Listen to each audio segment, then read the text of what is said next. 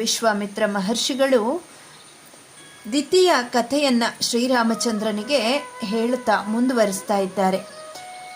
ಇಂದ್ರನು ದ್ವಿತೀಯ ಗರ್ಭವನ್ನು 7 ವಿಭಾಗಗಳಾಗಿ ಸೀಳಿದ ನಂತರ ಪರಮ ದುಃಖಿತಳಾದಂತಹ ವಿನಯಶೀಲಳಾದ ದಿತಿದೇವಿಯು ದುರ್ಜಯನಾದಂತಹ ಇಂದ್ರನಿಗೆ ಹೇಳ್ತಾಳೆ, ನಾನು ಮಾಡಿದ ಅಪರಾಧದಿಂದಲೇ ಈ ಗರ್ಭವು 7 ವಿಭಾಗಗಳಾಗಿ ಕತ್ತರಿಸಲ್ಪಟ್ಟಿತು. ನೀನು ಖಂಡಿತವಾಗಿಯೂ ಅಪರಾಧಿ ಅಲ್ಲ. ಆದರೆ ಗರ್ಭದ ವಿಷಯದಲ್ಲಿ ನೀನು ಮಾಡಿರುವ ಕಾರ್ಯವು ನಮ್ಮಿಬ್ಬರಿಗೂ ಪ್ರಿಯವನ್ನು ಉಂಟು ಮಾಡುವ ಕಾರ್ಯವಾಗಿ ಪರಿಣಮಿಸಲಿ ಎಂದು ನಾನು ಆಶಿಸುತ್ತೇನೆ. ಈ 7 ವಿಭಾಗಗಳು ನಿನ್ನ ಅಧೀನದಲ್ಲಿ ಇರುವ ಸಪ್ತ ಮರುತ್ತುಗಳ ಸ್ಥಾನಪಾಲಕರಾಗಿರಲಿ. ಗಾಳಿಯೇ ಹೆಗಲಾಗಿ ಉಳ್ಳ ವಾತ ಸ್ಕಂಧಾಭಿಮಾನಿ ದೇವತೆಗಳಾದಂತಹ ನನ್ನ ಈ 7 ಮಕ್ಕಳು ಮಾರುಧ ಎಂದು ನೀನು ಹೇಳಿದ್ದರಿಂದ ಮಾರುತರೆಂದೇ ವಿಖ್ಯಾತರಾಗಿ ದಿವ್ಯ ರೂಪಗಳನ್ನು ಪಡೆದು ಸ್ವರ್ಗದಲ್ಲಿ ಸಂಚರಿಸಲಿ. ಈ 7 ಮಾರುತರಲ್ಲಿ ಒಬ್ಬನು ಬ್ರಹ್ಮಲೋಕದಲ್ಲಿ ಸಂಚರಿಸಲಿ. 2ನೆಯವನು ಮತ್ತು ಅಂತರಿಕ್ಷ ವ್ಯಾಪಕನಾದ ಮಹಾ ಯಶಸ್ವಿಯಾದ ವಾಯುವೆಂದು ಪ್ರಸಿದ್ಧನಾದ 3ನೆಯವನು ಇಂದ್ರಲೋಕದಲ್ಲಿ ಸಂಚರಿಸಲಿ. ದೇವತೆಗಳಿಗೆ ಸಮಾನವಾದ ರೂಪವುಳ್ಳ ಉಳಿದ ನನ್ನ 4 ಮಕ್ಕಳು ನಿನ್ನ ಆಜ್ಞಾನುಸಾರವಾಗಿ ಪೂರ್ವ, ಪಶ್ಚಿಮ, ದಕ್ಷಿಣ, ಉತ್ತರ ದಿಕ್ಕುಗಳಲ್ಲಿ ನೀನು ಕರೆದಿರುವ ಮಾರುತರೆಂಬ ಅಭಿಧಾನದಿಂದಲೇ ವಿಖ್ಯಾತರಾಗಿ ಸಂಚರಿಸಲಿ.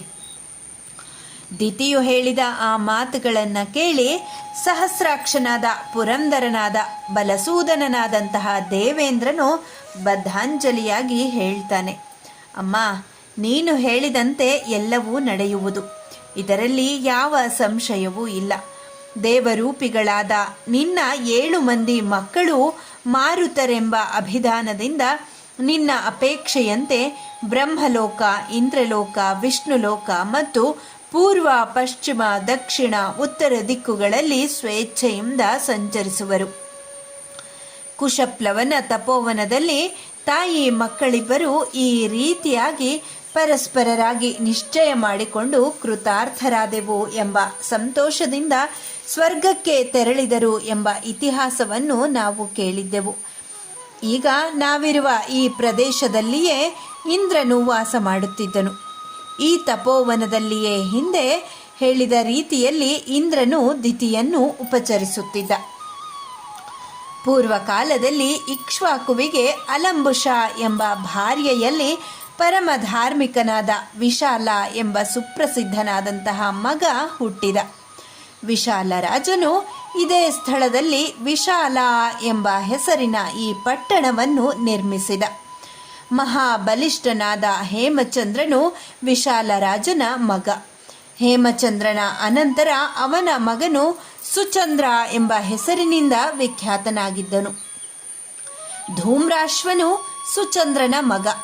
ಧೂಮ್ರಾಶ್ವನಿಗೆ ಸೃಂಜಯ ಎಂಬ ಮಗನು ಹುಟ್ಟಿದ.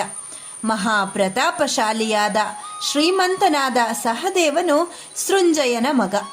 ಪರಮಧಾರ್ಮಿಕನಾದ ಕುಶಾಶ್ವನು ಸಹದೇವನ ಮಗ. ಮಹಾ ತೇಜಸ್ವಿಯಾದ ಮಹಾಪ್ರತಾಪಶಾಲಿಯಾದ ಸೋಮದತ್ತನು ಕುಶಾಶ್ವನ ಮಗ.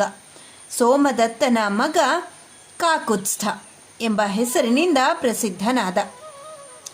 ಮಹಾ ತೇಜಸ್ವಿಯಾದ ದೇವತೆಗಳಿಗೆ ಸಮಾನನಾದ ಶತ್ರುಗಳಿಂದ ಜಯಿಸಲು ಅಸಾಧ್ಯನಾದ ಕಾಕುತ್ಸ್ಥನ ಮಗನಾದ ಸುಮತಿ ಎಂಬುವನು ಈಗ ಈ ಪಟ್ಟಣವನ್ನು ಆಳುತ್ತಿದ್ದಾನೆ. ಇಕ್ಷ್ವಾಕು ಮಹಾರಾಜನ ಅನುಗ್ರಹದಿಂದ ಅವನ ವಂಶೀಯರಾದ ವಿಶಾಲಾವಾಸಿಗಳಾದ ರಾಜರು ದೀರ್ಘಾಯುಷ್ಮಂತರು, ಮಹಾತ್ಮರು, ವೀರ್ಯವಂತರು, ಧಾರ್ಮಿಕರು ಆಗಿರುತ್ತಾರೆ. ಈ ಪಟ್ಟಣದಲ್ಲಿಯೇ ನಾವು ಈ ರಾತ್ರಿ ಸುಖವಾಗಿ ಮಲಗಿ ವಿಶ್ರಾಂತಿಯನ್ನು ಪಡೆಯೋಣ. ನಾಳೆ ಬೆಳಿಗ್ಗೆ ಇಲ್ಲಿಂದ ಮಿಥಿಲಾ ಪಟ್ಟಣಕ್ಕೆ ಪ್ರಯಾಣ ಮಾಡೋಣ. ಅಲ್ಲಿ ನೀನು ಪರಮ ಧಾರ್ಮಿಕನಾದ ಜನಕರಾಜನನ್ನು ನೋಡಬಹುದು. ಹೀಗೆ ಮಾತನಾಡುತ್ತಿದ್ದಾಗಲೇ ಪರಮ ಧಾರ್ಮಿಕನಾದ ಸುಮತಿಯು ವಿಶ್ವಾಮಿತ್ರರು ಶಿಷ್ಯರೊಡನೆ ತನ್ನ ಪಟ್ಟಣದ ಕಡೆಗೆ ಬರುತ್ತಿರುವರು ಎಂಬಂತಹ ವಾರ್ತೆಯನ್ನು ಕೇಳಿ ಮಂತ್ರಿ ಪುರೋಹಿತರೊಡನೆ ಅರಮನೆಯಿಂದ ಹೊರಬಂದು ವಿಶ್ವಾಮಿತ್ರರನ್ನು ಎದುರುಗೊಂಡು ರಾಜ ಮರ್ಯಾದೆಗಳೊಡನೆ ಮಹರ್ಷಿಗಳನ್ನು ಮತ್ತು ಅವರ ಅನುಯಾಯಿಗಳನ್ನು ಅರಮನೆಯೊಳಕ್ಕೆ ಕರೆದೊಯ್ದನು. ಸುಖಾಸನದಲ್ಲಿ ಉಪವಿಷ್ಟರಾದ ವಿಶ್ವಾಮಿತ್ರರಿಗೂ ಮತ್ತು ಅವರ ಶಿಷ್ಯರಿಗೂ ಮಂತ್ರಿ ಪುರೋಹಿತ ಬಂಧು ಪರಿವಾರ ಸಮೇತನಾದ ಸುಮತಿಯು ಯಥಾವಿಧಿಯಾಗಿ ಸತ್ಕಾರ ಮಾಡಿ ಬದ್ಧಾಂಜಲಿಯಾಗಿ ನಿಂತು ಕುಶಲ ಪ್ರಶ್ನೆ ಮಾಡಿ ಹೇಳಿದ. ತಾವು ಈ ಪಟ್ಟಣಕ್ಕೆ ಆಗಮಿಸಿರುವುದರಿಂದ ನಾನು ಇಂದು ನಿಶ್ಚಯವಾಗಿಯೂ ಧನ್ಯನಾಗಿದ್ದೇನೆ, ಅನುಗೃಹೀತನಾಗಿದ್ದೇನೆ. ನಿಮ್ಮ ದಿವ್ಯ ದರ್ಶನವಿಂದು ನನಗೆ ಅಯಾಚಿತವಾಗಿ ಪ್ರಾಪ್ತವಾಗಿದೆ. ಆದುದರಿಂದ ನನಗಿಂತಲೂ ಅದೃಷ್ಟಶಾಲಿಯಾದವನು ಖಂಡಿತವಾಗಿಯೂ ಬೇರೊಬ್ಬನಿರಲಾರ. ಹೀಗೆ ಸುಮತಿ ರಾಜ ವಿಶ್ವಾಮಿತ್ರರಿಗೆ ಹೇಳ್ತಾ ಇದ್ದಾನೆ. ಇಲ್ಲಿಗೆ ಬಾಲಕಾಂಡದ 47ನೆಯ ಸರ್ಗ ಸಂಪನ್ನಗೊಂಡಿದೆ. ಧನ್ಯವಾದಗಳು.